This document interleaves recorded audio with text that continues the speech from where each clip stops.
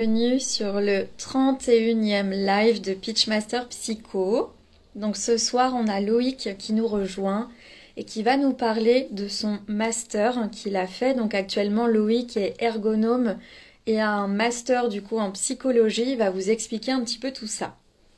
Et donc pour vous rappeler, donc le master s'appelle Ergonomie facteur humain et ingénierie des systèmes d'information de l'université d'Aix-Marseille. Donc voilà, je vous laisse arriver tranquillement, le temps que Loïc me rejoigne. Hop. Alors, je te vois Loïc, donc je te fais entrer tranquillement. Je crois que c'est ici.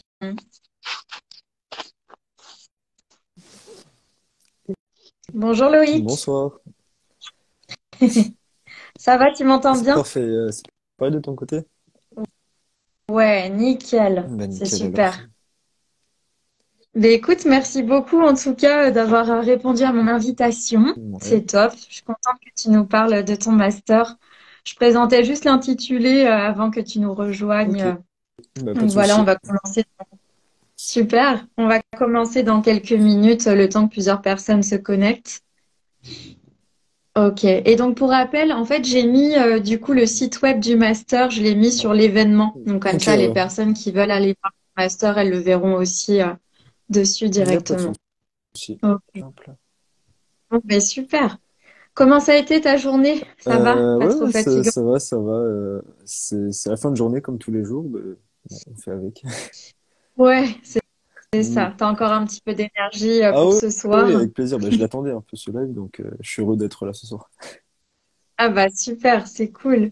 Et du coup, là, c'est la première fois que tu présentes un petit peu le master que tu as fait? En vrai, j'ai déjà eu l'occasion de le présenter auprès de plusieurs étudiants qui m'avaient contacté par le passé. Et bon, sinon, Ouais, c'est la c'est première fois en live du coup que je le présente. ouais, Ouais. ouais, ouais. Bah écoute, c'est trop bien. Et du coup, ouais, je t'avais contacté donc sur le mentorat. Mm. Et effectivement, enfin, c'est vraiment chouette hein, ce groupe Facebook pour les personnes qui verront le replay ensuite. Elles pourront aller voir. En général, les étudiants de psycho connaissent. Mm. Hein, c'est L3 M1 Psycho sélection. Et du coup, c'est un gros groupe Facebook où effectivement, bah, j'ai pu te contacter Mm. parce que tu fais partie des mentors. Et donc, bah, les mentors, en fait, c'est les personnes qui vont expliquer un peu leur parcours et aussi bah, les masters qu'ils ont pu faire. C'est ça. Donc voilà, comme ça que je t'ai contacté. Et du coup, c'est top parce que ça te permet aussi bah, de présenter une bonne fois, entre guillemets, pour toutes aussi à tout le monde, bah, ton master, le faire un peu Oui, connaître. c'est Et ça. voilà, et comme ça, après, tu peux compléter les choses aussi derrière. Mm. Mm. Ok. Bon, ben top. Ben écoute, on va commencer doucement. Donc voilà, les personnes qui nous rejoignent, ben, n'hésitez pas à poser des questions directement pendant le live et puis bah du coup, on y répondra ensemble avec Loïc Mm. tranquillement. Ok. Alors, est-ce que tu veux nous dire un petit peu déjà où toi tu en es actuellement, ce que tu fais avant qu'on revienne un peu sur ton parcours? Alors, ouais. Alors du coup, déjà pour me présenter, donc je m'appelle Loïc, j'ai bientôt 25 ans, ça fait bientôt 2 ans que j'ai quitté ce master. Donc voilà, mon parcours, ben, j'ai fait un parcours assez rectiligne depuis, j'ai eu mon bac en 2016.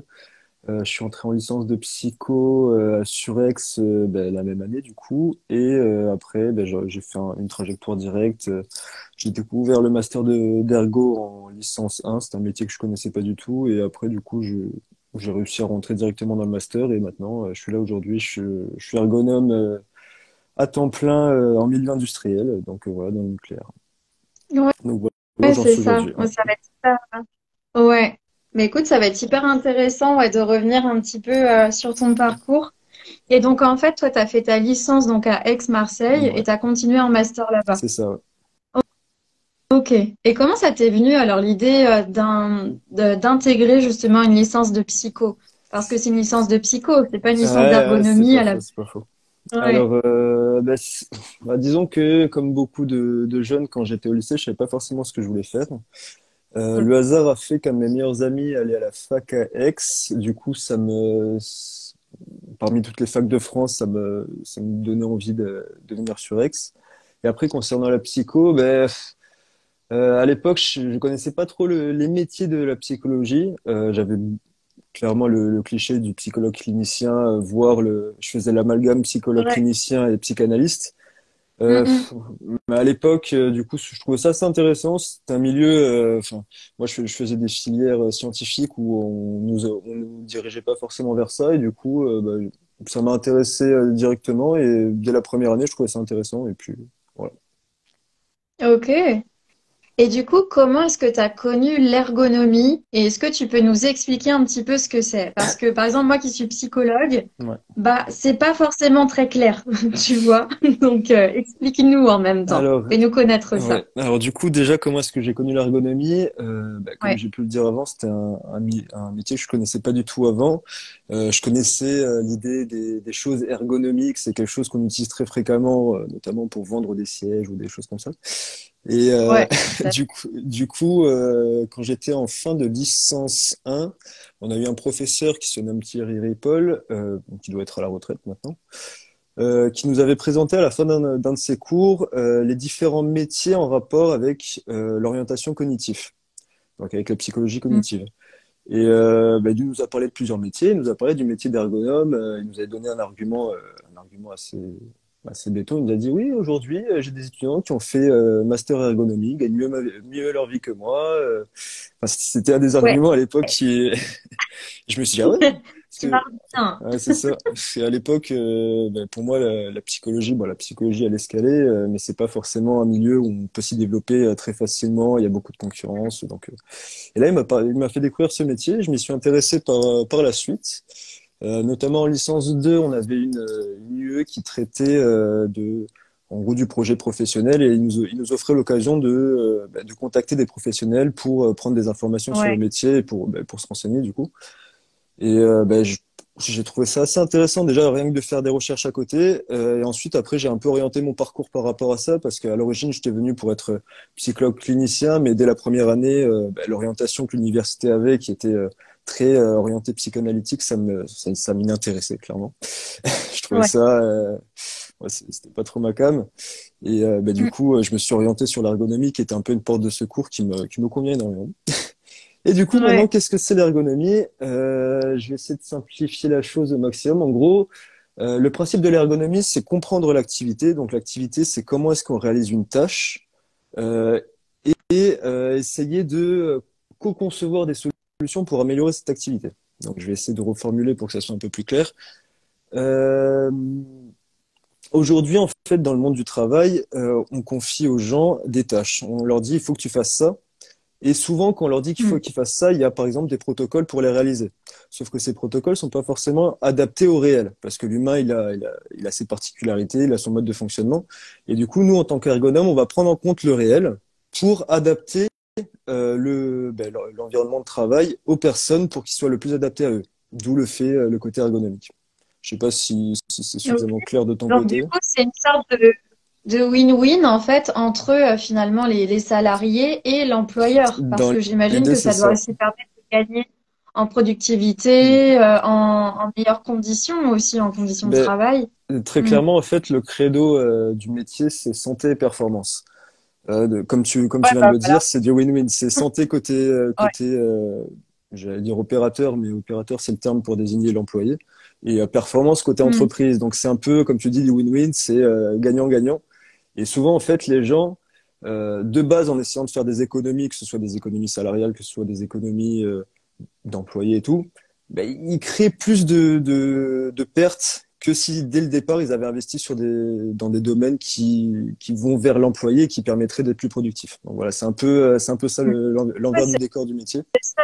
Mm. C'est en gros, l'ergonome, il est un peu là pour chouchouter, on va dire, dans le réel, finalement, les employés au niveau des conditions de travail concrètes, Mm. dans l'idée que du coup, bah, ils restent dans l'entreprise et qu'ils soient plus performants, mais voilà, pas en mode machine, mais en mode humain, C'est j'espère. clair, ouais, Donc, clairement, c'est orienté 100% humain.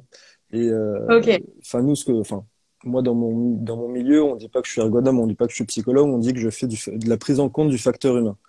Dans le sens ouais. où depuis très Là, longtemps, comme je te l'ai c'est dit, rigolo, tu vois. ouais, Ce nom-là, facteur humain, c'est ce qui revient vraiment hein, dans le master que tu as fait, dont on parlera après, mm, mais c'est intéressant ouais, aussi. du coup c'est ce que j'essaie de te dire, c'est euh, dans le sens, en fait, depuis très longtemps, on a conçu sans forcément prendre en compte les différences interindividuelles dans, enfin, l'homme à part entière et comment est-ce que l'homme réagit.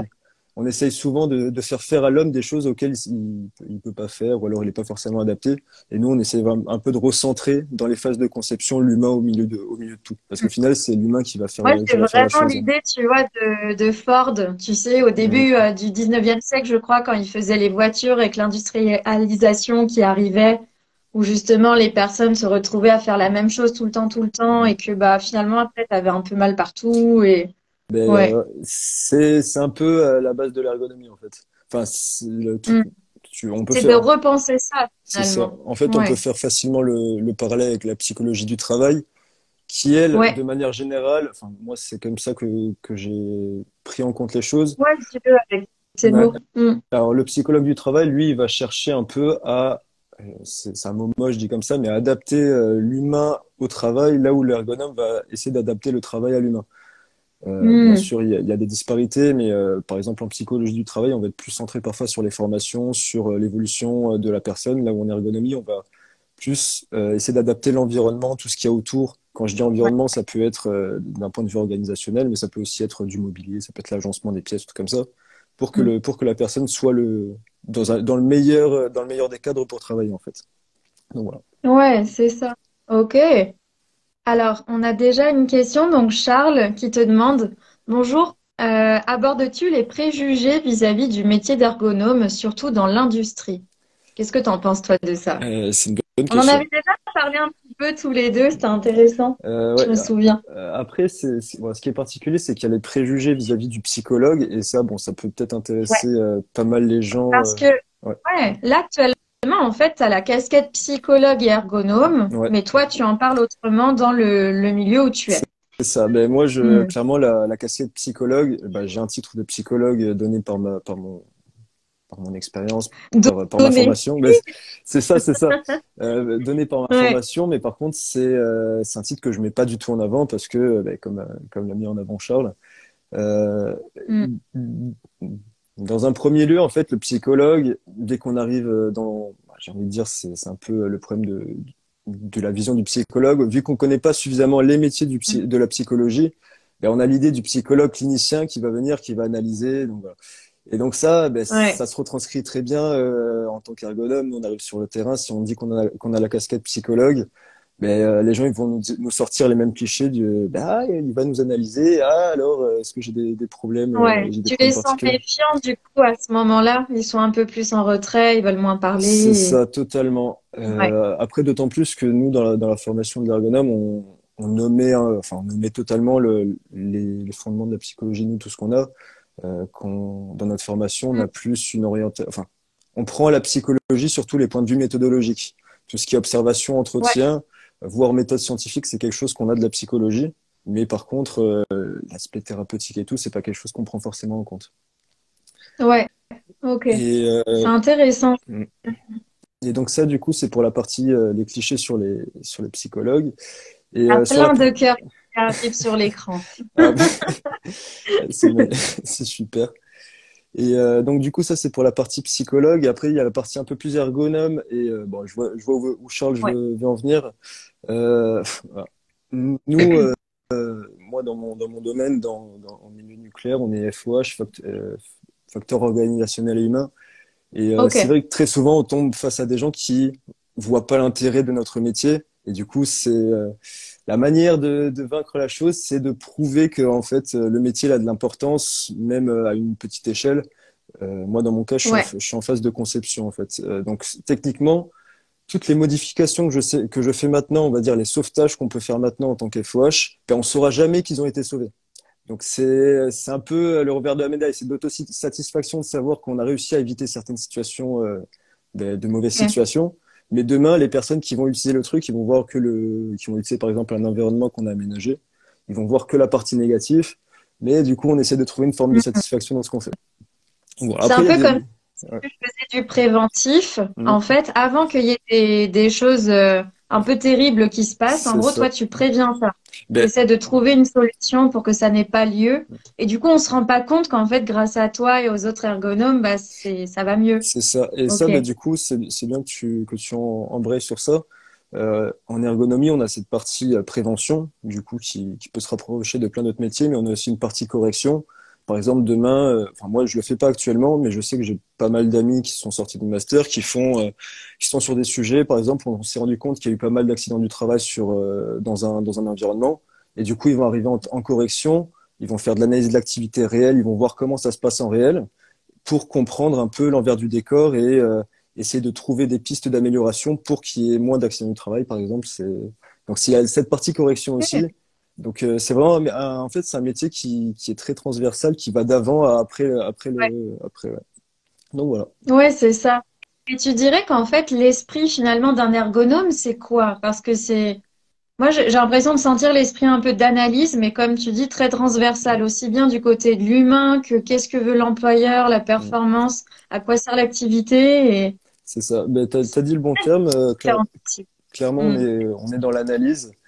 On est dans Mm. l'analyse et de manière générale, en fait, on n'est pas censé être force de solution. Nous, l'idée, c'est de concevoir et de co-concevoir avec des personnes, avec les personnes qui font l'activité. Bon, après, le réel, c'est que nous, on n'a pas forcément l'occasion. On nous demande de produire des résultats. Mais en fait, dans l'idéal, par Mm. exemple, je vais essayer de recentrer un peu la chose, mais par exemple, on a des ergonomes.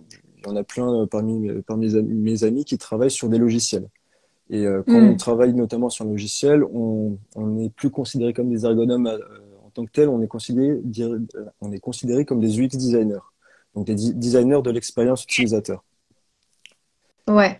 Et en fait, du coup, l'envers du décor, c'est que on va pas designer une application pour des personnes, on va chercher à comprendre qui sont ces personnes et on va tester avec eux si ces solutions marchent. En fait, c'est une partie test Mm. utilisateur. Et donc c'est ça en fait, on a une part de co-conception de la solution. L'idée c'est on va concevoir, on va Mm. réfléchir avec les personnes pour trouver une solution qui leur soit le plus adaptée. Nous on n'est pas force de proposition. Donc voilà. Ouais, c'est ça. Ok. Donc en fait, tu es un peu la personne qui est entre l'utilisateur ou l'employé dans d'autres situations et l'employeur de manière à finalement ce que ça se passe le mieux possible, mais vraiment d'un point de vue technique. C'est vraiment Exactement. de moduler l'environnement et non pas d'agir sur vraiment le côté psy, voilà, de C'est ça. Eh ben, nous, ni on n'est pas des personnel. thérapeutes. On laisse du coup le métier aux Ouais. vrais thérapeutes, mais nous, on est vraiment Mm. pour faire ce lien entre les deux et pour montrer la réalité de la chose en fait. Ouais. Et est-ce Voilà. que tu as la sensation quand même que tes cours de psycho, en tout cas de licence, ils te servent? Avant qu'on embraye un peu là sur le master, mais Mm. qu'est-ce que tu dirais toi, réellement? Alors, très sincèrement, oui. Comme j'ai pu le dire avant, enfin, toute la partie théorique de la psychologie me sert pas forcément. En tout cas, Mm. psychologie clinique, ça me sert pas du tout. Une part de psychosocial, c'est toujours assez intéressant de voir dans le comportement, dans le comportement humain, c'est toujours intéressant de piocher dedans. En psychognitive, on se sert beaucoup de la psychognitive, notamment pour toutes les thématiques de charge cognitive. C'est quelque chose qui est au cœur de notre métier dans plein de domaines. Par exemple, si on conçoit euh, par exemple une armoire électrique, je le synthétise Mm. parce que on utilise le terme IHM normalement, ben, la thématique de charge cognitive, donc est-ce que ça va être, il y a des problématiques liées à ça, ben, ça vient de la psychognitive et c'est quelque chose qu'on applique fortement. Et sinon, ce que je prends comme j'ai pu le dire juste avant, ce que je prends beaucoup de mes cours de licence, c'est tout ce que j'ai pu voir concernant les observations, les entretiens. Méthode d'observation, méthode Ouais, d'entretien, c'est c'est quelque chose ça. qu'on La prend à fond, méthodologie, ouais. c'est ça. Mm. Ok, super. Et donc alors, tu as fini ta licence 3 à Aix-Marseille. Est-ce que tu as fait une option en particulier avant de chercher un master? Comment ça s'est passé? Une option dans quel sens? Est-ce que Est-ce la qu'il y fac l'a avait une autre proposé? option, par exemple, Ouais, ergonomie, ou est-ce qu'il y avait des cours des mineurs? Ça dépend, en fait, chaque fac dit un ouais, peu les choses j'imagine. comme elle veut.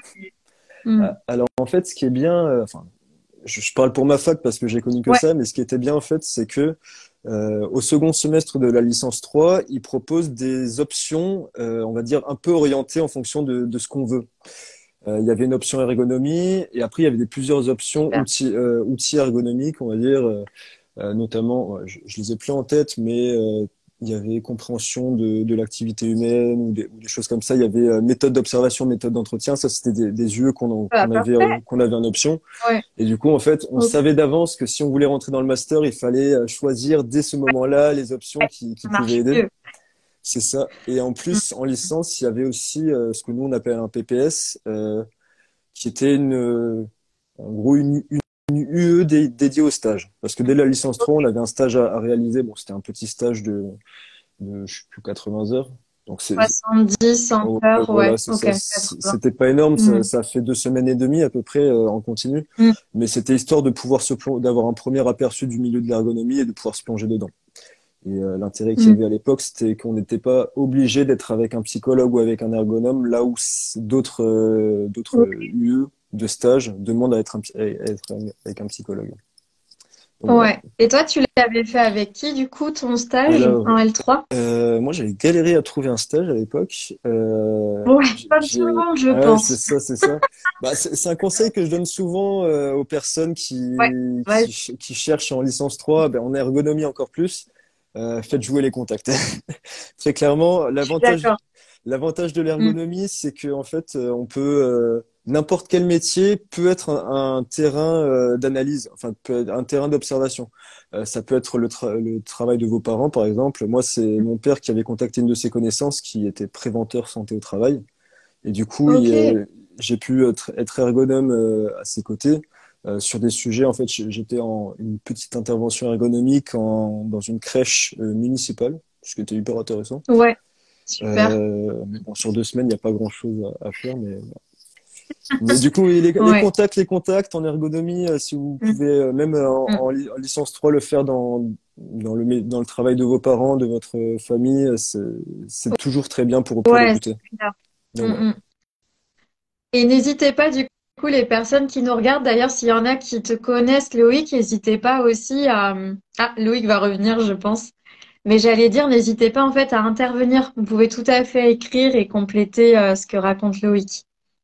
Donc ça, n'hésitez pas. Et pareil, si vous avez des questions comme Charles tout à l'heure, go, go, go. Franchement, allez-y. Il n'y a pas de questions bêtes. Moi, par exemple, l'ergonomie, je connaissais pas du tout. Donc, c'est aussi un moyen pour moi, eh bien, de mieux connaître. Je te rajoute Loïc. Touc. Voilà.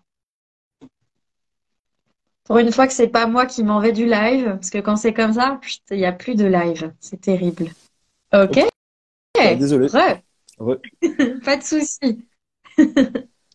Ok. Non, j'étais en train de dire du coup aux personnes qu'elles pouvaient intervenir comme elles le sentaient, même s'il y a des personnes comme toi qui sont ergonomes, il n'y a pas Ouais. de Bah, problème. je vois pas Au mal de mes contraire. connaissances dans les participants, donc ils pourront participer Ah aussi. bah voilà. Donc nickel. Mm. Et donc, t'es arrivé à la fin de ta L3, t'avais pris l'option ergonomie, c'est C'est ça? ça. T'as pris aussi autre chose ou t'as pris que celle-ci? Bah, je peux regarder vite fait qu'est-ce que j'avais pris à l'époque. Hop, là, je vais ouvrir mon PC à côté. Oh, c'est plutôt comme ça de mémoire, hein, Oui, t'inquiète. non, il y avait option ergonomie, c'était une des options principales. J'avais aussi Ok. pris option psychologie du travail parce qu'à l'époque, je voyais pas forcément la différence. J'hésitais. Pas forcément, mais Ouais. je voyais pas forcément la différence entre les deux métiers. Ok. Et après, du coup, comme je t'ai dit, les options méthodologiques qui ont bien aidé. Ok. Mm. Ça marche. Alors, tu as Xavier qui te demande, Loïc, appliques-tu le schéma des 5 carrés? Et Ah, donc, moi, ma question par-dessus, qu'est-ce que c'est quoi c'est? les 5 carrés? Alors, qu'est-ce que le schéma des 5 carrés? Alors, bah, du coup, déjà, c'est le bon moment pour rendre hommage à la personne qui a créé ça, Jacques Leplat, qui malheureusement a décédé cette semaine, à 101 ans. C'est quand même pas mal. Ok, Et donc, ouais, du coup, qu'est-ce que le schéma des 5 carrés? Le schéma des 5 carrés, en fait, c'est un outil qui nous permet de cibler les déterminants, l'activité, les conséquences liées à une activité. Alors, c'est dit comme ça, ça peut être très flou. c'est Euh, bien, on a un cours d'ergonomie en même temps, moi ouais, j'adore. donc, voilà. Je suis fan. En fait, quand on fait une analyse de l'activité, on doit se centrer sur plein de facteurs. Donc là, il y a la Hmm. partie déterminant, c'est tout ce qui va impacter l'activité. Il peut avoir des déterminants qui sont intra du coup, dans le sens par exemple, est-ce que tu es formé à quelque chose, est-ce que ton rythme circadien, donc par exemple Ouais, ton mode de fonctionnement jour-nuit, est-ce que tu sais faire quelque chose, par exemple tes handicaps, ça peut jouer. Il y a la Mm. partie extra, donc c'est par exemple tous les outils qu'on va mettre à ta disposition pour réaliser ton activité. Un truc bête, mais est-ce que par exemple tu as les bons outils pour faire la chose? Est-ce que tu as les bons équipements physiques pour réaliser la chose? Ça peut être ton environnement de travail. Est-ce que l'ambiance au travail dans le sens organisationnel est bon? Donc tout ça, en fait, Mm. c'est des choses qui vont impacter la manière dont tu vas réaliser l'activité. Ouais. Après, il y a la Mm. partie, le carré central, c'est l'activité. En gros, l'activité, c'est un peu ce que je disais au début, c'est le contraste entre la tâche, c'est la manière dont on te demande de réaliser la chose, et l'activité, c'est la manière dont tu réalises la chose en vrai. Je sais pas si c'est Ok. forcément très clair. Si, si, si. Donc voilà. Et après, en fait, il y a les conséquences. Les conséquences, c'est un peu les résultats. Parmi les conséquences, c'est, par exemple, tu n'as pas tel outil pour réaliser ton activité. Du coup, Mm. tu réalises ton activité de telle manière et les conséquences, c'est par exemple, tu vas avoir des problèmes de dos, des Ouais. troubles musculo-squelettiques. Donc ça, c'est un peu ça l'idée du schéma des 5 carrés. C'est on Ok. regarde un peu tous les déterminants qu'il y a au-dessus, on voit comment est-ce que l'activité est faite en réel et après on regarde les conséquences de cette activité. Donc ça permet un peu de Ok. cibler les choses. Ah. Et Mais du écoute, ça coup, nous permet de prendre de l'avance pour les personnes qui voudront aller en ergonomie. voilà. C'est Bah, c'est toujours bon si des personnes sont intéressées à rentrer dans les masters, en parler, ça peut toujours être sympa et même se ouais. renseigner, c'est toujours bien pratique. Et du coup, pour répondre à Xavier, non, je m'en sers pas. Tu l'utilises pas. Enfin, J'adore tout ça pour nous dire ça. Ok. non, Au moins, on aura appris je, je- quelque chose je là-dessus. m'en sers par habitude, mais j'applique pas, je me fais pas un schéma des 5 carrés à chaque fois que je fais quelque chose. Donc, voilà. Ok. Ça marche. En tout cas, merci pour vos questions, Charles et Xavier. C'est cool. Et donc, moi, je me remets sur ma timeline. Vas-y, Donc, vas-y. on est en L3. Tu as pris tes options. Et là, qu'est-ce que tu t'es dit pour le master? Tu t'es dit, je vais être psy, je veux pas être psy, je vais être ergonome. Comment ça s'est passé pour Alors toi? à ce moment-là, en fait, ça faisait longtemps que je savais que je voulais plus, enfin, pas être psy sous l'angle Ouais, thérapeutique, pas je voulais être clinicien. ergonome. Ça faisait longtemps que je m'étais dit ça. Ok. J'arrive à une période où, bah, comme tout le monde, on s'inquiétait, enfin, on s'inquiétait pas, mais il fallait Si, faire des sélections de master, il fallait trouver si, des masters. si, on s'inquiète tous Ah, avec la sélection. je sais pas, bah, en tout cas, on s'y intéresse, et voilà, pour être un peu plus positif. Ouais, Je m'y étais intéressé à l'époque, et bah, ça, c'est une de mes parties. Enfin, c'est comme ça que que je me vois. ouais. Autant j'ai pas forcément confiance en moi d'un point de vue relation à l'autre. Par contre, d'un point de vue travail, j'ai très confiance en moi. Ok, Donc, super. Écoute, tu nous diras tes secrets. bah, oui, je pourrais en parler. En soi, mes secrets sont pas si compliqués que ça. C'est à T'es un partir du moment bosseur. où, ben, enfin, un bosseur, ça dépend, mais en fait, je, quand je réalise quelque chose, je cherche à savoir ce qui est attendu de ma réalisation. Et en fait, ça me permet un peu Ouais, de me cibler des objectifs un peu réalisables. Et vu que je suis complètement. ergonome, C'est il y ce a que cette, j'allais dire. Ça fait tellement ergonome comme ouais, c'est ça. réponse. J'adore. Ouais, et en plus, vu que je suis ergonome, en fait, l'histoire des déterminants activité, moi, techniquement, je fais une activité et j'ai Mm. des déterminants qui vont impacter mon activité. Par exemple, si je réalise un travail et qu'après on va me reprocher le temps pour le réaliser, moi j'aurai mes déterminants intra où je saurai que par exemple à ce moment-là, c'est vrai, j'ai pas super bien travaillé, mais il y aura aussi des déterminants extérieurs qui vont me dire ouais, t'as pas eu assez de temps par exemple pour réaliser une tâche qui était trop grosse pour toi de base. Ouais. Enfin voilà, j'essaie de rationaliser Mm. au maximum et ça me Et permet en fait, tu régules un peu les choses en fonction de ta capacité de c'est travail, le ça. temps que tu as, et ce qu'on te demande. Mais carrément, ça, c'est vraiment de la méthodologie de travail dont tu parles et c'est aussi ce dont je parle ici avec Ben Pitchmaster. voilà. Ouais, c'est cool. Je rejoins là-dessus. Euh, Mm. donc voilà. Et du coup, concernant le master. Bah, du coup, vu que Mm. j'avais assez confiance en mes capacités, j'ai candidaté qu'à 2 masters. Ça, c'est quoi comme moyenne? Comment c'était en Alors, licence pour toi? sincèrement, j'étais un Un peu. élève très moyen, mais Ok. très moyen, mais qui a toujours évolué. Dans le sens où quand je suis arrivé Ouais. Ça, en licence 1, je devais avoir allez, 11 de moyenne, mm. 12 de moyenne en licence 2 et 12,45 en licence 3. Mais par contre, vu que j'étais très intéressé par ce que je voulais faire, ben, les matières que j'avais ciblées, j'avais cartonné clairement. Ouais. Donc, Super. du coup, j'avais déjà confiance un peu ben, en mes Mm. capacités pour ce métier, mais par exemple en psychologie clinique, je m'étais rétamé. Mais Mm. vu qu'à l'époque, c'était le principe, même si on avait des notes en dessous de la moyenne, ça impactait pas forcément Ça notre évolution. compensait, ouais. Ça compensait Ouais, totalement, donc je gardais confiance. Et super. du coup, j'ai candidaté à 2 masters, celui d'Aix et celui de Metz. Ben, je fais une Waouh, pro... que deux masters. Il y a ça, il y a La ça. vache. Ok. Mais après, je savais... Attention, ne faites pas tous comme Non, Loïc, ni clairement pas. comme moi. Moi, j'ai postulé à un seul et à chaque fois, je dis ne suivez pas Ouais, mon exemple. clairement pas. Mais Enfin, voilà. dans le sens, moi j'avais un peu, je savais un peu ce que je voulais, et en France, il y avait vraiment que le Master d'Aix et de Metz qui me donnait ce que je voulais. Et je me disais, bah, si cette année je l'ai pas, je retenterai l'année prochaine et je persévérerai un peu, Ouais. mais Ouais, donc t'étais motivé, tu voulais vraiment aller là, quoi. c'est Ok. ça. Et du coup, j'ai été pris à Metz. Metz, c'était que sur candidature, lettre de motivation et dossier. J'étais pris à Ok. Metz sur liste d'attente et après, en fait, j'ai eu mes entretiens à Aix et j'étais pris directement. Donc, ça s'est goupillé Super. aussi facilement. Et qu'est-ce qu'ils t'ont demandé alors à Aix Ah, au niveau de l'ergo? Donc, je oui, répète le master pour les personnes qui arrivent en cours. C'est parcours ergonomie, facteurs humains et ingénierie des systèmes d'information voilà. d'Aix, Marseille. Ok. Et physi en plus raccourci. C'est toujours plus simple à Oui, dire. voilà, exactement. Et physique. Mm. Mm. Alors, du coup, qu'est-ce qu'ils m'ont demandé? Qu'est-ce qu'ils m'ont demandé? C'est un entretien Toi aussi, que... tu te souviens. Si, si, bah, je pense que je peux me rappeler de certaines questions. C'est un entretien que j'ai trouvé enfin, plutôt standard. En fait, on avait déjà été briefé auparavant sur comment pouvaient se passer des entretiens. Et c'est un entretien où Ok. on se présente, projet professionnel. L'idée, c'est pas de présenter. Mon objectif, c'est pas d'être ergonome. Mon objectif, c'est que ce master m'aide à atteindre mon C'est second ça. objectif.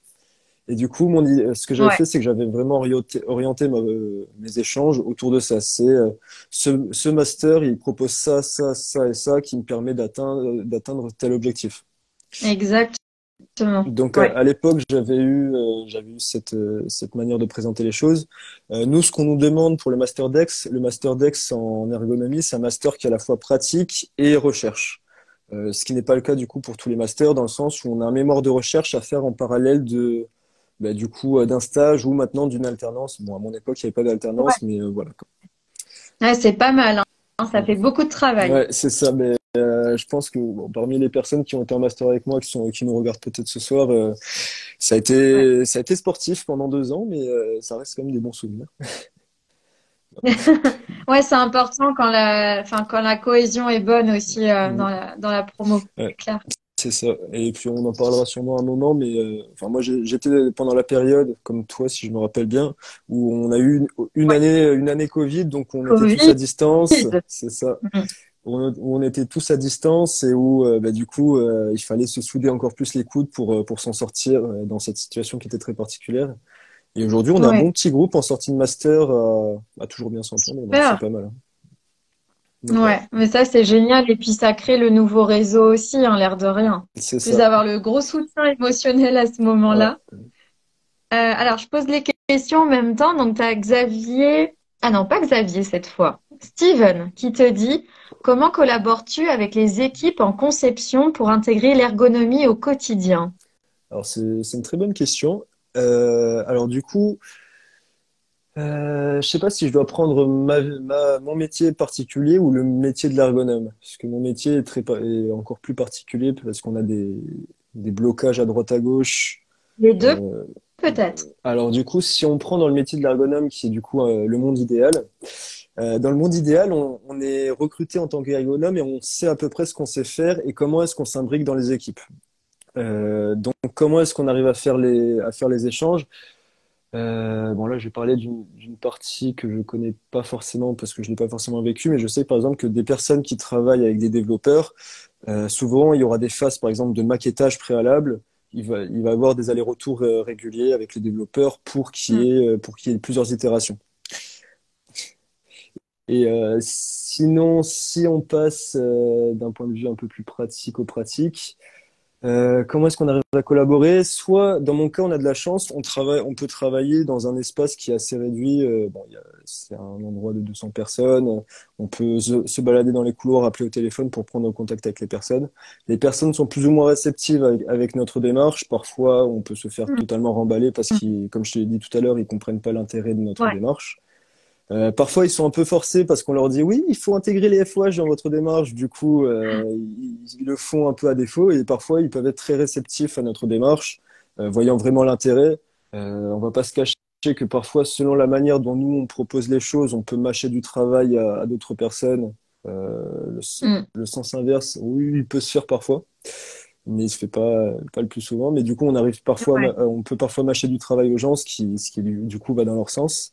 Et après, mm, comme je t'ai dit, c'est pas forcément la chose la plus simple, mais enfin, de mon point de vue, c'est sûrement un peu la chose la plus passionnante du métier, c'est de pouvoir travailler avec plein de métiers transverses et de pouvoir en apprendre ouais. toujours plus.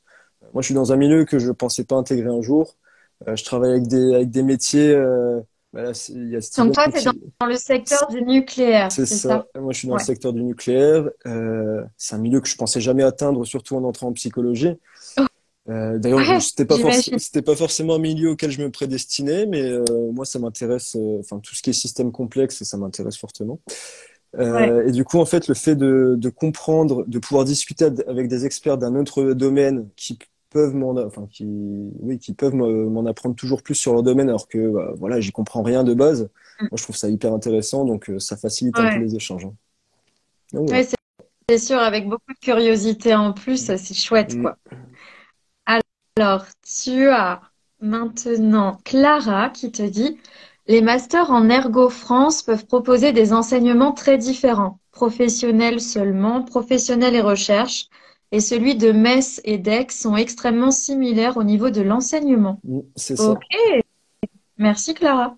Tu es ergonome toi-même du coup, ou tu es en master, Clara? Tu peux nous dire en même temps.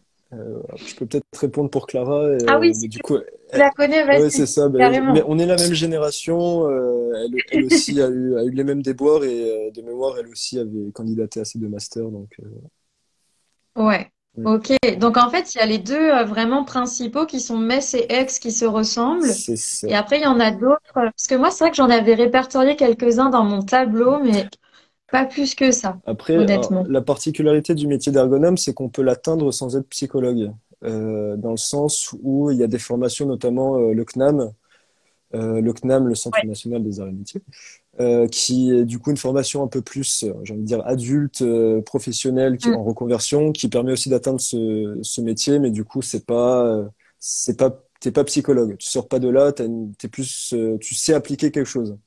Ce qui est hyper intéressant. mm, Moi, si j'avais pu, j'aurais peut-être fait une année au CNAM pour renforcer mes connaissances. Et ouais. par exemple, je sais qu'il y a d'autres masters en France qui, eux, par exemple, sont que pratiques. Il y a des masters qui, je sais qu'à Montbéliard, si je me trompe pas, ouais, ça doit être à Montbéliard, il y a un master ingénieur ergonomie qui est hyper intéressant aussi, mais du coup, c'est des ingénieurs, c'est pas des psychologues. Et C'est par ça. exemple, C'est encore c'est ça, différent. Mm, à Bordeaux, le métier d'ergonome est rattaché au, au, à- au HSCT, donc hygiène, sécurité, travail, si je ne me trompe pas. mm.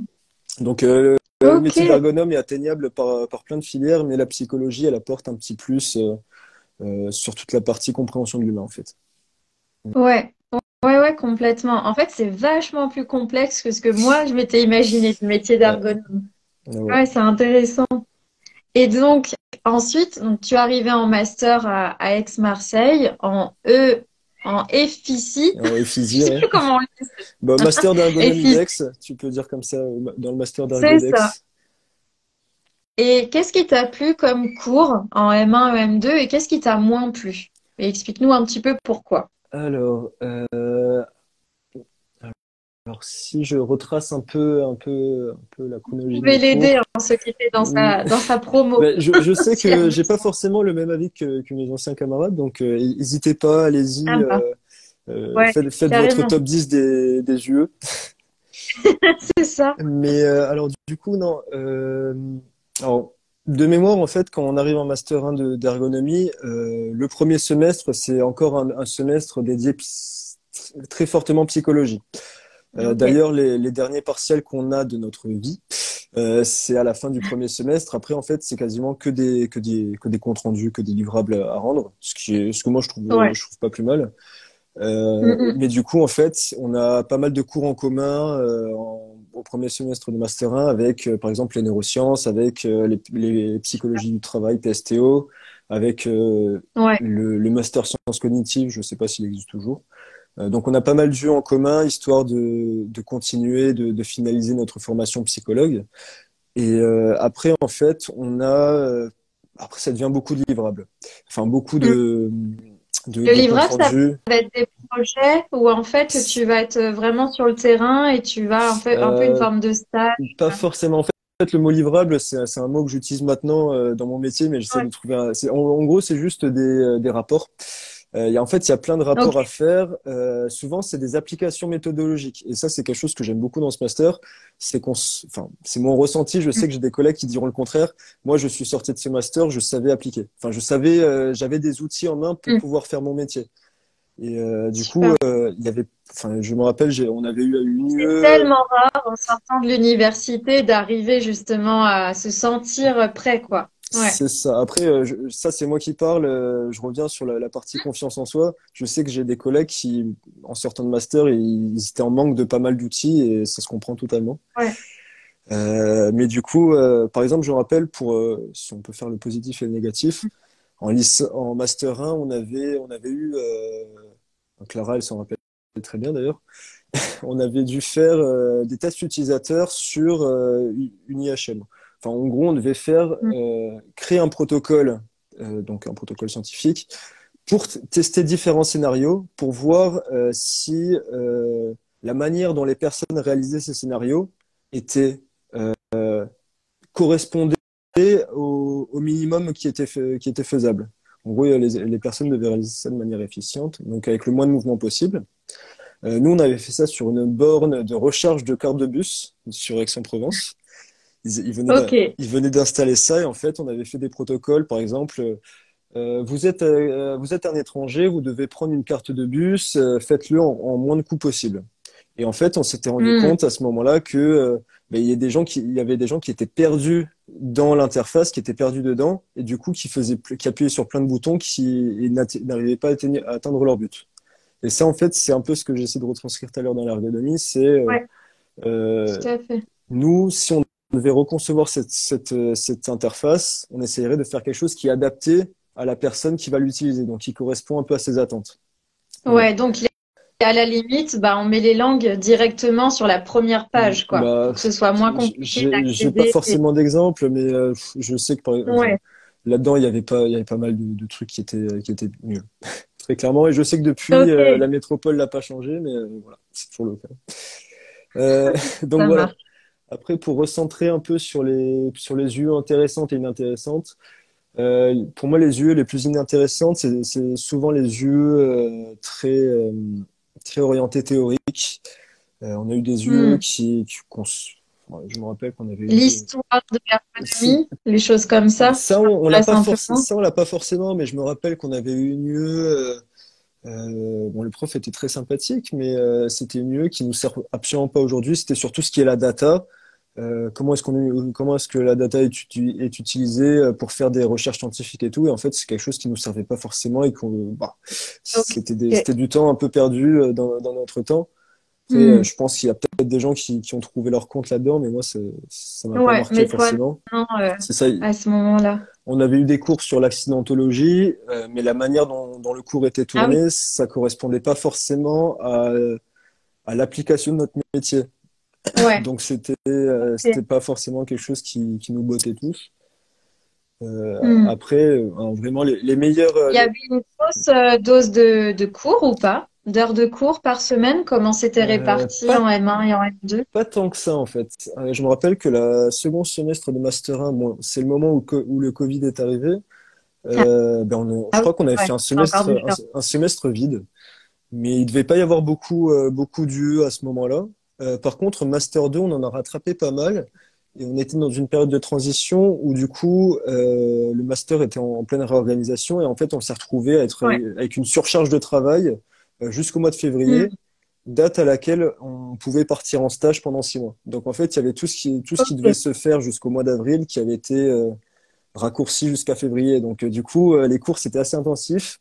Et à cette période, Ouais. on était encore à distance et on avait, en fait, on avait plein de rapports à rendre en parallèle et enfin, le fait de rester enfermé chez Waouh. soi, Sacrée de faire des rapports, organisation. ouais, c'est ça. Ouais.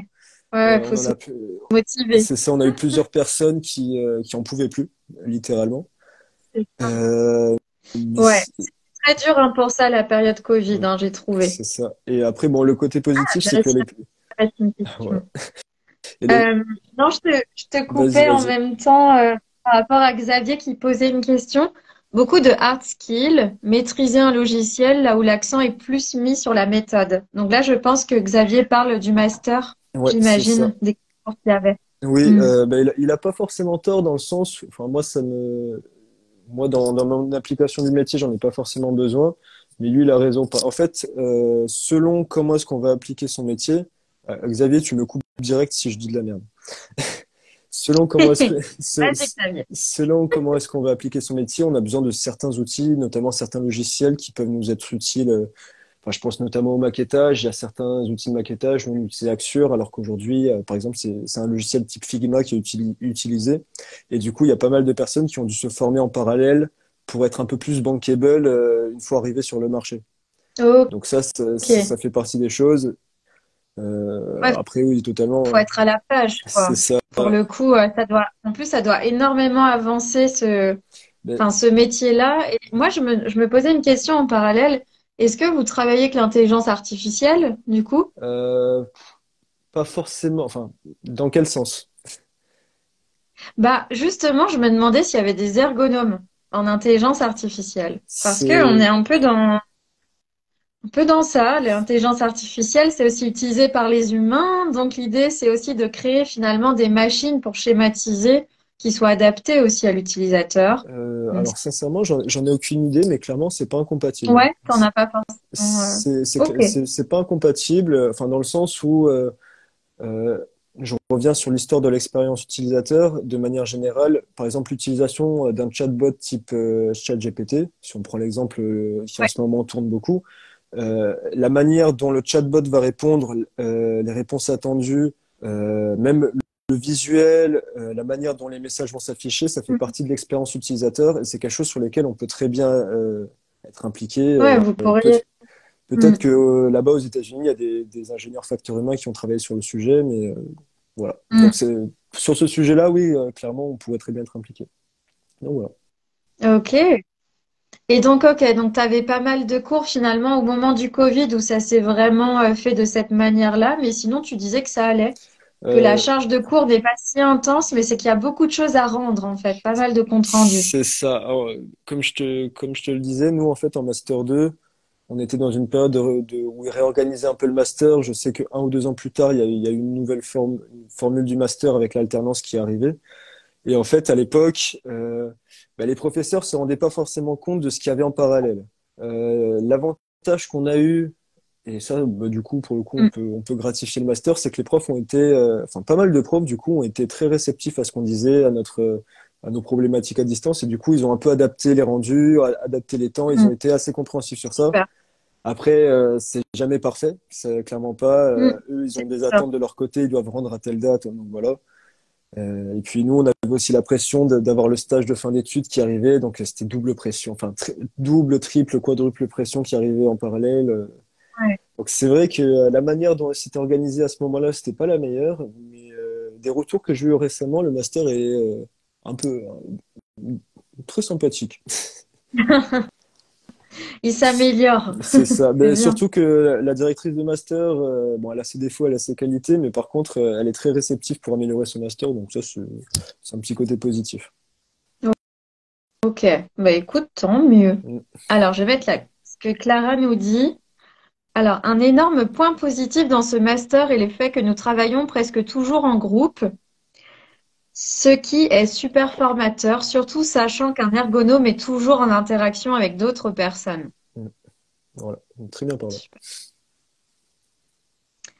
Hop, alors attends, j'arrive parce qu'il y a pas mal de questions, c'est cool.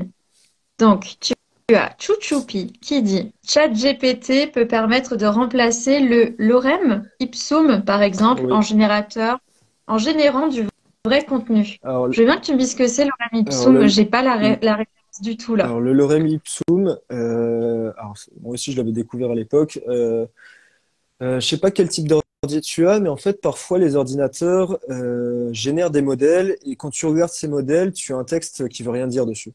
Et Oui, ça, on appelle ça tout à fait. du lorem ipsum. En fait, les premiers mots qu'il y aura Oui, en haut, c'est lorem ipsum, nanani, nanana. ouais. Et en fait, Pour c'est le qu'on nom. voit C'est l'interface, la ça. maquette. Et Ok, en fait, ce ça marche. qu'elle C'est bon, je sous-entend, l'ai. c'est que du coup, ChatGPT permet de remplacer, de créer un texte logique pour ces interfaces, en Mhm. fait. Voilà. Donc c'est encore mieux finalement. Ça améliore la qualité utilisateur. On se Ah, projette mieux. clairement, on- il faut travailler avec ces outils. De toute façon, c'est Mm. les outils modernes, donc il faut travailler avec. Ouais. Et donc là, pareil. Oh, mais Chouchou Pi, je te jure, tu me parles chinois. En IA, donc en intelligence artificielle, on a aussi Coco, un plugin Figma pour faire des proto-personas. Mon Dieu, attends. Générer des empathy maps, etc. Mais c'est pas compréhensible pour moi qui suis que psy là. Alex, si tu veux, si tu peux reformuler, s'il te plaît. Alors, non, mais Mais je pense que tu dois comprendre. Mais moi, je. le Coco, je connais pas du tout. Ok. Un plugin Figma, ça me parle en fait, Ouais. si je peux traduire ce que dit Chouchoupi, en fait, ce qu'elle sous-entend, c'est qu'il y a des intelligences artificielles qui facilitent la vie des ergonomes euh, Mm. pour concevoir certains outils. En fait, le proto-persona, c'est un outil de génération qui nous permet de cibler, d'avoir une première phase de ciblage des futurs utilisateurs. Et en fait, cet outil, de ce que je comprends, il facilite la vie, en fait. Ouais, c'est ça. Empathy Maps, je connaissais pas le nom. Ouais, ça fait ça, il faut rentrer dans le master ergo pour comprendre. Donc voilà. Mais Je- oui.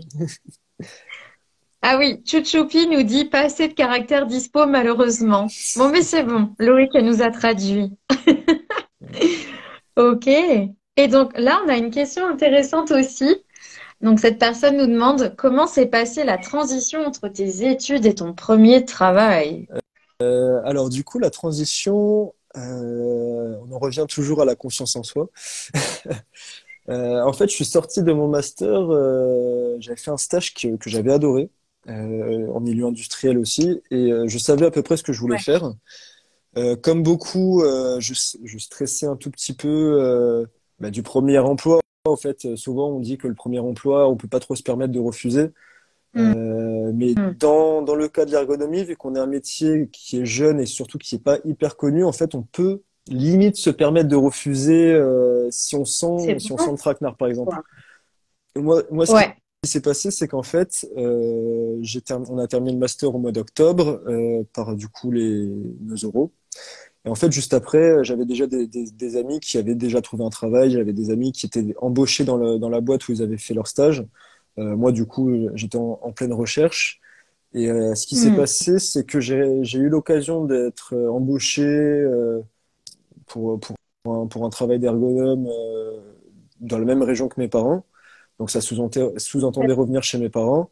Ouais. Le contrat Ouais. était prêt, il a été envoyé. En fait, je le sentais tellement pas que j'ai décidé de refuser à ce moment-là, en me disant, Mm. je, c'est clairement confiance en soi, c'est je mérite mieux, je veux quelque chose qui me corresponde et je veux surtout quelque chose dans lequel je puisse m'épanouir. Ma grosse Mais t'as crainte, bien c'est, raison. ma grosse, T'as bien ouais, raison. ma Mm. grosse crainte, c'était d'avoir un travail qui me fait chier clairement et Ouais. l'argent, c'est sympa, mais au bout d'un moment, moi, j'essaie de trouver l'équilibre entre le travail, la vie Tout à fait. personnelle et tout. Et la Mm. chance que j'ai eue, c'est que quelques mois plus tard, du coup, Clara, par exemple, m'avait proposé pour un emploi dans son entreprise aussi. Mais en parallèle, j'avais fait des candidatures auprès de mon entreprise actuelle. Et du coup, j'ai eu la chance à un moment d'avoir le choix, on va dire le choix de riche entre deux travails. Et du coup, j'ai pris le métier actuel parce que ça me permettait de rester dans la région où j'étais. J'avais mon appartement. C'était un peu la stabilité. Mais du Super. coup, le gros avantage de la sortie de master, c'est qu'il est plutôt simple. Dans le sens, on n'a pas un temps de Mm. recherche d'emploi, surtout selon le bassin dans lequel on se trouve, qui est très long. Après, Ah bah génial, après, c'est rassurant. ouais, ça dépend les contraintes qu'on se met. Bien, Enfin, bien sûr. il faut être véhiculé, ça fait partie des choses qui sont assez importantes. Mais par Mm. exemple, les gens qui habitent sur Marseille, ben, ils pourront trouver du travail sur Marseille, en région aixoise. Voilà. Donc c'est un métier Ouais. Et du coup, les où il y a du offres travail, hein. d'emploi, c'est vraiment ergonome, où il y a écrit IFH, je crois que c'est Non, ça le non. nom. C'est, Facteur humain, FH. en fait, c'est une bonne question en plus. En fait, on a plusieurs appellations. Ok, En milieu industriel, souvent, il y aura marqué FH, ingénieur FH, alors qu'on n'est pas ingénieur, expert ouais. FH, spécialiste FH. Du coup, FH, la traduction, c'est FO, c'est facteur humain, donc ingénieur facteur humain. Ou alors parfois, on aura FOH, facteur organisationnel et humain. Souvent, tout ce qui est FH, ça sera plus les milieux aéronautiques, par exemple. Tout ce qui est FOH, c'est quasiment que du nucléaire. Ok. Après, nous, on peut être aussi imbriqué à tout ce qui est IHM, donc interface ou interaction humain-machine. Voilà. Ok.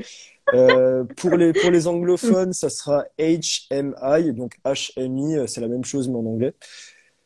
Ok. Et Euh, et c'est pas il y a fini. pas mal de travail à l'international, du coup, dans ton domaine, Euh, justement. Est-ce que c'est plus développé ailleurs qu'en France? Est-ce que tu sais un euh, peu? En France, en fait, on a une très bonne culture ergo.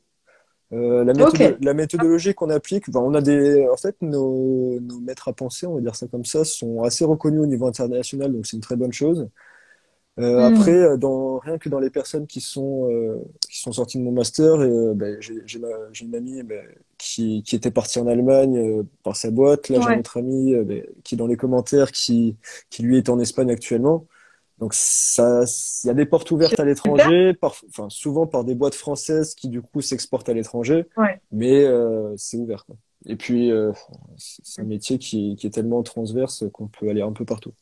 Ouais, c'est ça. Moi, Mm. j'aime bien aussi ce côté-là où effectivement, en gros, entre guillemets, il suffit d'être curieux et de savoir s'adapter pour finalement aussi trouver sa place et sa voie dedans et pouvoir se réinventer. J'ai l'impression qu'on s'ennuie pas tant que ça Ah non, dans ce milieu-là. clairement, enfin moi enfin un de mes centres d'intérêt c'est toujours d'en apprendre plus et je suis rassasié quoi. Enfin je suis toujours pas rassasié mais j'ai suffisamment à manger on va dire. C'est super. Et tu as Xavier qui ajoute, pour être sorti de ce master, la qualité de la formation est reconnue par les recruteurs. Eh ben super, c'est Mm. rassurant. Voilà. Et moi d'ailleurs, mon stage de fin Ouais. d'études, le hasard, enfin, mon tuteur de stage de l'époque était très interrogatif vis-à-vis du nom du master. Il connaissait pas du tout le master, mais en fait, il a vu ingénierie des systèmes d'information.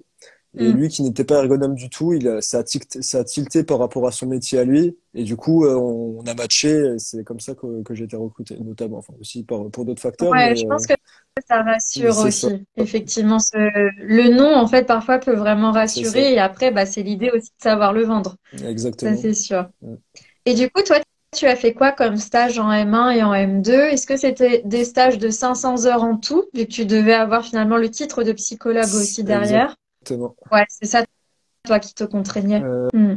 Ok. Contraindre, pas forcément, mais en fait, si je me trompe pas de mémoire, en fait, c'est l'ensemble de nos stages au cours de nos études qui font les 500 heures.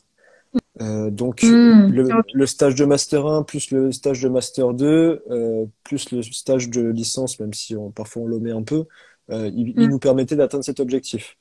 Mais moi, je sais qu'à l'époque, je m'en fichais un peu des heures. Mon objectif, c'est juste d'avoir un stage du nombre de Hmm. mois minimum. Et si je pouvais avoir plus, c'était génial.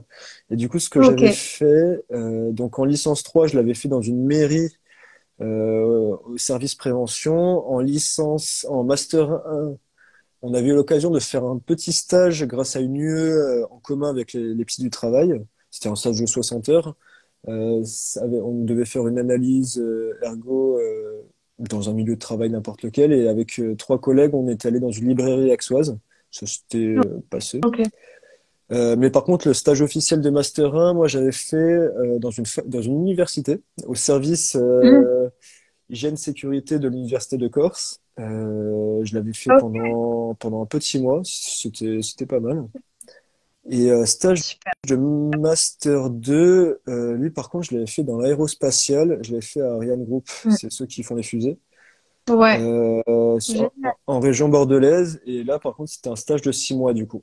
Mais six Ok, mois, j'ai essayé de faire le maximum que je pouvais, mais je crois que le minimum, c'était 4 mois, quelque chose comme ça. ouais. Et Donc du voilà. coup, donc c'était une forme d'alternance où toi, quand tu y étais, c'était pas encore le cas. Parce que Non. tu avais l'air de dire que maintenant, c'était des alternances dans ce En master. fait, Mm.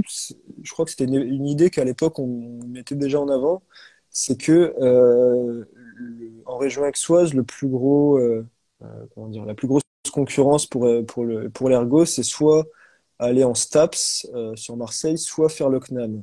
Et en fait, comme j'ai dit tout à l'heure, le CNAM propose lui des alternances, et du coup, pour que le master soit encore Mm. plus bankable, la directrice du master a proposé qu'il y ait cette formule à alternance. Je sais que la formule, moi, elle me convient pas forcément. Parce qu'en fait, si je me trompe pas, je sais pas s'il y a des étudiants actuels, mais à l'heure actuelle, en fait, c'est une alternance, une semaine cours, une semaine entreprise, une semaine cours, une semaine Ok. entreprise. Ou faut être Euh, dans la même région, sinon c'est Exactement. trop Moi, galère. c'est pour ça. Moi, j'aime bien l'idée de l'alternance 3 mois, parce que ça permet de Ouais, bouger, de rester longtemps dans un même endroit. Parce que si on est dans le sud et qu'on doit aller en région parisienne une semaine sur deux, au bout d'un moment, financièrement, ça peut être complexe, ouais. c'est Ouais, pas ouais. forcément vivable. Et bah, du coup, à l'époque, ça n'existait pas encore l'alternance. Nous, on avait des périodes en master 1. En master 1, on n'avait pas de période dédiée. En master 1, il fallait qu'on trouve dans les créneaux, on devait avoir un stage dans les créneaux, ou alors on pouvait le faire pendant l'été, parce qu'ils nous laissaient l'opportunité de passer les stages au rattrapage. Et Ok. C'est bien. donc en Mm. soi, bah, en fait, on était quasiment assuré de passer du master 1 au master 2, sauf Ouais. Apocalypse. Et en fait, ça nous permettait pendant l'été de faire un stage de 1 mois. Je sais que d'autres personnes l'ont fait pendant 3 mois, donc c'était vraiment pas mal dès le master 1. Mm. Et par contre, pour le master 2, c'était vraiment à partir de telle date, plus aucun cours et on laisse les personnes partir en stage. Donc, Ok. Mais ce qui ça, était, c'est top. Juste avant d'entrer sur le marché du travail, il n'y a pas mieux. c'est ça. C'est clair. Après, chose à noter, c'est que comme on l'a dit tout à l'heure, le master, il a la fois pratique et recherche. Donc, il y avait la Oui. recherche aussi à faire en parallèle. C'est quelque chose qui, Ouais. pour beaucoup, c'était, d'un point de vue organisationnel, c'était sport aussi. Mais bon, Oui, j'imagine. Toi, t'as dû bien aimer, du coup. euh, Comment ça s'est passé pour toi, le côté euh, recherche? le côté recherche, c'est quelque chose que je voulais dans le master, parce que à l'époque, je savais pas si je voulais être professionnel ou si je voulais partir dans la recherche. Donc, Ouais, au moins, ça permet de continuer à réfléchir pendant cette tout à période. fait. Et du coup, j'avais bien aimé. En plus, l'avantage, c'est que c'était des projets de recherche que nous-mêmes on avait proposés. Mm. Bon, il fallait que ça soit en cohérence avec les sujets des professeurs. Mm. D'ailleurs, si on peut revenir sur la partie sélection, dans la partie lors de l'entretien qu'on a pour entrer dans le master, ils demandent si on a des projets de recherche. Et l'idée, c'est de proposer bien sûr un projet de recherche qui aille dans le sens d'un des Ok, professeurs. Ça, c'est un bien. classique. Donc voilà. Ouais.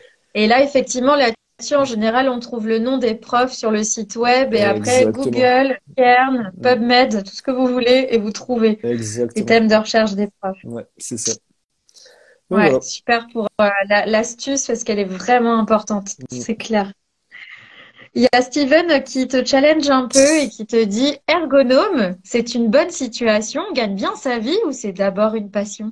Euh, Voilà. Que j'aime, répondrais-tu à alors j'aime beaucoup la manière dont tourner la phrase. Je dirais, est-ce que c'est une bonne situation? Oui, parce qu'on est dans un métier qu'on aime. Mais ouais. pour parler financièrement, ça Mm. dépend vraiment Comment c'est? de où est-ce qu'on finit. Milieu industriel, on va pas, enfin, je vais pas mentir, c'est un milieu. Moi, j'ai débuté avec un salaire qui me convient plus, enfin, que j'espérais même pas. Mais pour dire des chiffres, Mm. je suis arrivé à 37 000 en premier emploi, en sortant de Ok. master. Pour moi, c'était quelque chose que Ouais, j'espérais pas forcément. Mais je sais que effectivement. dans d'autres milieux qui sont parfois plus concurrentiels, ben, on peut commencer par exemple à 28 000 en premier emploi. Mm. Même si la moyenne, on va dire qu'elle tourne autour des allez, 29 500, 31 000 quand on débute. Ouais. Mais c'est vrai que j'imagine dans tout ce qui est industriel, aéronautique, etc. Enfin, il y a de C'est l'argent ça. en fait. Donc Mais oui. il y a de Mm. l'argent, bah, oui, même si parfois on se retrouve dans des situations où il n'y a pas d'argent. Mais par contre, Ouais. enfin, il y a surtout le fait que vu qu'on connaît pas forcément nos métiers, qu'on n'arrive pas à les mettre dans des catégories, en milieu industriel, on a tendance à nous catégoriser comme des ingénieurs. Et du coup, ben, il y a la paie Ouais. qui va avec et voilà quoi. Alors que dans d'autres Tant mieux pour domaines, toi.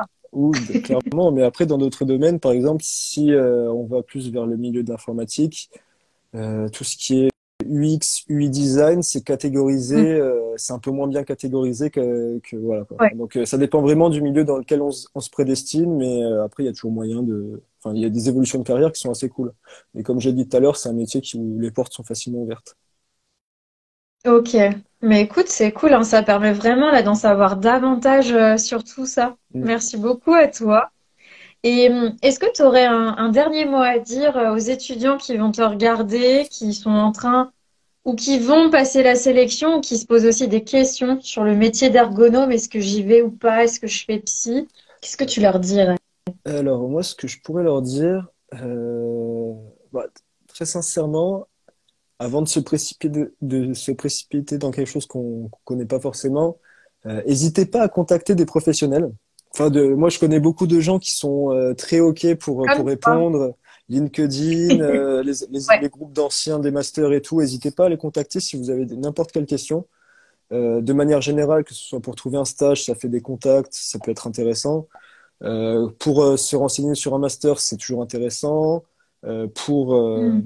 d'ailleurs là, l'exemple de ce qu'on fait actuellement, c'est un Ouais, très bon exemple. c'est Ça peut faire partie des sources clair. d'information. Non, Hmm. franchement, renseignez-vous. N'hésitez pas à demander aux anciens. Le retour d'expérience, c'est important. Et puis on mord pas, on est très gentil, très souriant, tout ce que vous Et puis, voulez. on a été à votre Ah, place. clairement. On a été à votre place. On aurait aimé aussi avoir des gens qui nous répondent. C'est ça. Et puis, Hmm. moi, je sais qu'à l'époque, j'osais pas trop. Enfin, Hmm. à l'époque, j'ai fait un peu tout dans mon coin, mais je sais que, par exemple, pour entrer en Master 1, mon stage de licence 3, c'est un conseil d'un master. Enfin, à l'époque, j'étais en licence 3 et c'est un Master 1 qui m'a conseillé pour mon stage. Il m'a dit, il m'a dit les mots très clairs. Franchement, arrête d'envoyer des lettres à toutes les entreprises. Contacte quelqu'un de ton entourage, ça va beaucoup mieux marcher. Directement, j'ai réussi à avoir mon stage.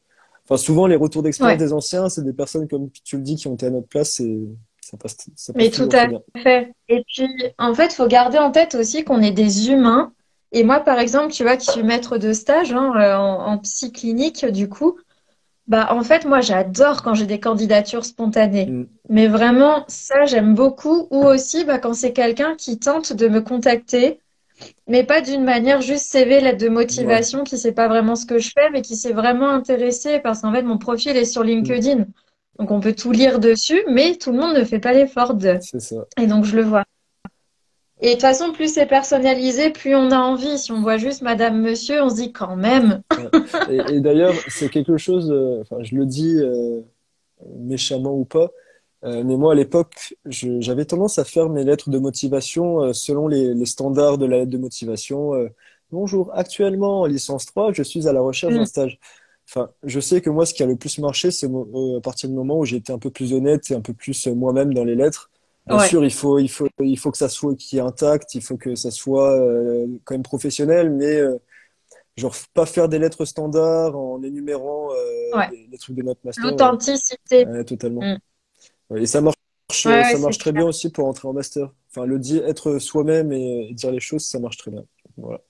Mais tellement. Et puis c'est aussi cette idée-là où en fait parfois on reçoit tellement de candidatures qu'une personne qui va être vraiment authentique, bah en fait ça donne envie. On se dit oh, ok, Mm. pourquoi pas tenter et la voir et voir si ça match parce que c'est aussi une histoire de personnes Ouais. et les personnes qu'on va recruter, qu'on soit employeur ou maître de stage, c'est des personnes où on sent que ça peut matcher en fait Ouais. aussi dans la personnalité.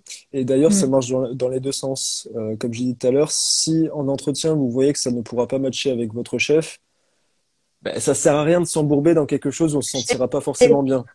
C'est, Ouais. sauf si vraiment C'est vous avez dur besoin d'une à expérience. faire, C'est très dur à mais faire, tellement important.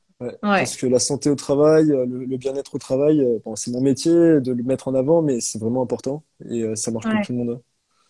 c'est clair. Bah écoute, merci beaucoup Loïc. Merci pour ton temps, pour ton expertise, j'ai envie de dire à toi et à toute ta promo qui Ouais, en même temps ben, merci à participait. tous. C'était vraiment cool. Je salue tout le monde. Voilà.